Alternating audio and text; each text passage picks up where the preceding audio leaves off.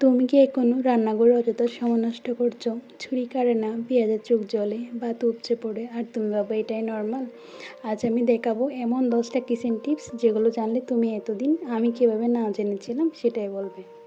আসসালামু আলাইকুম, Moni's daily life থেকে আমি মনি। আমার মতো যদি আপনারও রান্নাঘরে কাজ করতে গিয়ে বিরক্ত লাগে তাহলে আজকের ভিডিওটা আপনার জন্য। কারণ আমি শেয়ার করব আমার নিজের ব্যবহার করা 10টা স্মার্ট কিচেন টিপস যেগুলো আমার সময় কষ্ট দুটোই কমে দিয়েছে। প্রথম টিপসটা কিন্তু একদম শখ লাগার মতো। ছুরি কাটে না, নতুন কিনতে হবে না। এটা একটা সিরামিকের মগ উল্টে নিয়ে নিচের অংশে 30 সেকেন্ড ঘষুন, দেখবেন ম্যাজিক। ছুরি একদম নতুন আর ধারালো হয়ে গেছে। টিপস নাম্বার 2, একটু লেবু কেটে নিয়ে সবজি কাটার বোর্ডে অনেক সময় দেখবেন হলুদ দাগ পড়ে যায়, এটা কিছুতেই উঠতে চায় না। যতই আমরা সাবান দিয়ে ভীম দিয়ে ঘষি না কেন মনে হয় আর পরিষ্কার হবে না। এটা একটু আপনি যদি লেবু দিয়ে ঘষে ফেলেন তাহলে দেখবেন একদম নতুনের মধ্যে ক্লিন হয়ে যাবে। আপনি অনেক সুন্দরভাবে এটা ইউজ করতে পারবেন আর দেখতেও ভালো লাগবে। সব কিছু কাটতে অনেক কমফোর্টেবল হয়। আসলে দাগগুলো দেখলে একটু অন্যরকম লাগে বৃষ্টি দেখে, এই জন্য এটি ফলো করতে পারেন। রান্নার সময় কম বেশি পেঁয়াজ তো আমাদের প্রতিদিনই কাটা লাগে, কিন্তু পেঁয়াজ কাটলেই চোখ দিয়ে পানি পড়ে। একটা ছোটো ট্রিক বলে দেব। পানিতে যদি আপনি 5 মিনিট ভিজিয়ে রাখেন পেঁয়াজগুলো, তাহলে এটা খোসা ছাড়াতে অনেক সুবিধা যেমন হবে, তেমনি আপনি কাটতে আর চোখ দিয়ে পানি আসবে না। খোসা সহজে উঠে যাবে আর চোখও কম জ্বলবে। এতে রান্না করার সময় আপনার বিরক্ত কম লাগবে, তাড়াতাড়ি রান্নাটা হয়ে যাবে। টিপস নাম্বার 4, সবজিগুলো আগে থেকে আপনি কেটে রাখতে পারেন রান্নার জন্য। অনেকে রান্নার সময় সব কাটাকাটি শুরু করে আগে থেকেই। সব সবজি, পেঁয়াজ, মরিচ কেটে রাখেন, দেখবেন আপনার রান্না অনেক ফাস্ট হবে এবং আপনি স্ট্রেস ফ্রি থাকবেন। মানে রান্নার সময় আপনার খুবই ঝামেলা কম হবে, এটা কাটতে হবে ওটা কাটতে হবে। এটা মন না থাকলে অনেক সময় আমাদের আসলে রান্না করতে অসুবিধা হয়ে যায়। এই টিপসটি আমি নিজেও ফলো করি, চাইলে আপনারা ফলো করতে পারেন, অবশ্যই কাজে আসবে। রান্নার সময় অবশ্যই ঢাকনা ইউজ করা দরকার। রান্না করতে আসলে সময় বেশি লাগে, এই কারণেই সব সময় ঢাকনা ব্যবহার করবেন, দেখবেন আপনার রান্না খুব দ্রুত হবে আর গ্যাসও বাঁচবে এতে। তাই উচিত রান্নায় সবসময় ঢাকনা ইউজ করা। টিপস নাম্বার 6, ভাত রান্না করতে গিয়ে দেখবেন অনেক সময় পানিগুলো উপচে পড়ে। একটা সিম্পল হ্যাক হলো, হাঁড়ির উপর আপনি খুন্তি রেখে দিন, তাহলে দেখবেন আপনার ভাত আর কখনোই পড়বে না। এতে করে আপনার চুলায় কোনো সমস্যা হবে না। আলুর চপ করতে বা আমরা ছোলাতে অনেক সময় আলু ইউজ করে থাকি, দেখবেন আলুগুলো আধা সিদ্ধ বা যদি একদম ফুল পুরোপুরি সিদ্ধ না হয় তাহলে আপনারা এই টিপসটি ফলো করতে পারেন, অনেক কাজে আসবে। তো আমি এখানে ছোলা ভাজার জন্য আমি কিছু এখানে আলু নিয়েছিলাম। আমি অবশ্যই এখানে আমি কয়টা আলু চপও করব। তো এগুলো একটু হালকা সিদ্ধ হয়েছিল, এই জন্য আমি আগে থেকে কেটে রাখি এগুলো এখানে দিয়ে দিব। তার সাথে এখন একটা ট্রিক দেখাবো যেটা আপনাদের খুবই কাজে লাগবে, সেটি হলো এটাকে আমরা কাটার বলি। কাটারে যদি আপনি ভালো করে এগুলো একটু ঘষে নেন আদা সিদ্ধ আলুগুলো, তাহলে দেখবেন একদম মিহি হয়ে গেছে।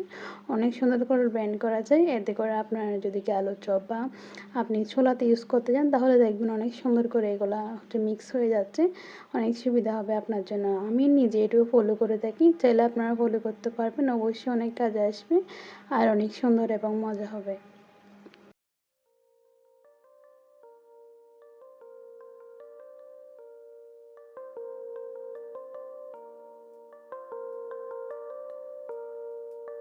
আপনারা হয়তো ভাবছেন আমি আসলে হাতের লবঙ্গ নিয়ে কী করছি। এটা নিয়ে দারুণ একটা টিপস বলবো আপনাদেরকে, যেটা অনেক কাজে আসবে। আসলে দেখবেন অনেক সময় চিনিতে পিঁপড়া খুবই বিরক্তিকর। 2 থেকে 3টা লবঙ্গ নিয়ে এখানে রেখে দিবেন, দেখবেন আর কখনোই আপনার পিঁপড়ার ঝামেলা হবে না। হ্যাঁ, একটু করে এটার আপনার গন্ধটা একটু থাকতে পারে, কিন্তু যারা গন্ধ সহ্য করতে পারেন তারা আসলে এটা খুবই ভালো হবে টিপটা ফলো করলে। ওখানে পিঁপড়া তেমন একটা আসবে না। আমরা প্রায় সবার বাসায় আমরা কি বেগুন ভাজি করে থাকি, খিচুড়ির সাথে হোক বা এমনি নর্মাল দিনে হোক বা শুক্রবারে হোক, আমরা আনকমন হিসেবে এই ভাজিটা করে থাকি। বেগুন ভাজতে গিয়ে দেখবেন আপনার অনেক তেল লাগছে, কিন্তু একটা টিপস এখন আমি বলে দিব, তাতে দেখবেন অনেক কম তেল লাগবে আর সময় কম লাগবে আপনাদের। বেগুনগুলো আপনারা কেটে যদি অনেকক্ষণ না 5 মিনিট আপনারা মাত্র পানি দিয়ে ভিজিয়ে রাখতে পারেন। আর তারপর আপনারা যে বেগুনের ফাঁকে ফাঁকে আমি যে দাগগুলা দিয়েছি এগুলো দিতে পারেন, তাহলে দেখবেন বেগুনগুলো অনেক মুচমুচে হবে আর একটু সফট হবে আর তেলও কম লাগে। আপনারা চাইলে ট্রিকটি ফলো করতে পারবেন, দেখবেন আপনাদের বেগুন ভাজা অনেক মজা হয়েছে। প্রতিদিনের মতো ভিডিওর মধ্যেখানে সবাইকে আবার অনুরোধ করব, যদি আমার ভিডিও দেখতে দেখতে আপনাদের একটি অংশ ভালো লেগে যায় তাহলে সবাই প্লিজ একটু করে লাইক দিবেন। আর যারা আমার চ্যানেল নতুন এসেছেন তারা সবাই প্লিজ একটু করে সাবস্ক্রাইব করে দিবেন, যাতে আমি নতুন কোনো ভিডিও আনলে সেটির সাথে সাথে আপনাদের কাছে নোটিফিকেশন চলে যায়। এখন যেটা টিপস বলবো সেটা অবশ্যই আপনারা ফলো করতে পারেন। রান্নার সময় অবশ্যই ঢাকনা ইউজ করা দরকার। এতে করে আপনার গ্যাস যেমন বাঁচবে তেমনি রান্নাও তাড়াতাড়ি হয়ে যাবে, আপনারা স্ট্রেস ফ্রি থাকবেন। সবশেষে আসি, সব রান্না করতে করতে আসলে অনেক থালা বাসন সব কিছু অনেক জমে যায়।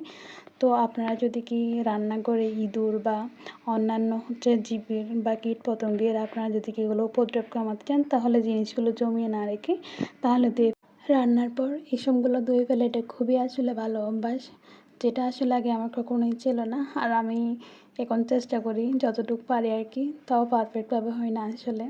তো আমি এখানে ডেকচিগুলো হাতে ছাই দিয়ে মেজে নিয়েছিলাম। আমার আসলে ছাই দিয়ে ডেকচি মাজলে একটু ভালোই লাগে, তো সুন্দর লাগে আর কি। আপনারা বলতে পারেন এটার তো কালো কেন, আসলে এগুলো অনেক বছর ধরে আমার শাশুড়ি ইউজ করা পাতিলগুলো, এই জন্য একটু একটু কালো কালো হয়ে গেছে। তাও আমি চেষ্টা করি এগুলো সবসময় পরিষ্কার রাখার।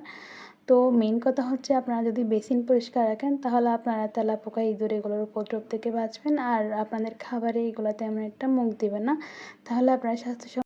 এখন এগুলো তো ধোয়া পালার শেষ, এখন আমি সব একটা একটা করে রেখে দেবো।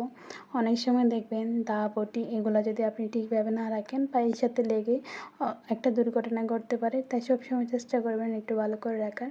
বেসিনে কাজ করার আগে এই কাপড়টা আমি অবশ্যই দিয়ে টিপসটা আপনারা ফলো করতে পারবেন, যাতে করে আপনার কাপড়ে দাগ না লাগে। আর যদি পানিগুলো গায়ে আসে আসলে অনেক গন্ধ হয়ে যায়। আর নিচে আমি একটা এরকম পাপোশ ইউজ করি, যেহেতু পানি পড়ে আমার এদিক ওদিক কাজ করতে হয়, হাঁটা দৌড়া, এটা আপনারা ইউজ করতে পারেন, তাহলে খুবই ভালো হবে আপনাদের জন্য।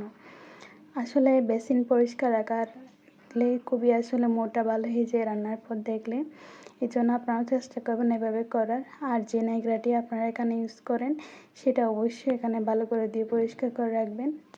এই ছোটো ছোটো টিপসগুলি কিন্তু আমাদের জীবন সহজ করে দেয়। আপনার কোনটা ভালো লেগেছে অবশ্যই কমেন্টে জানাবেন।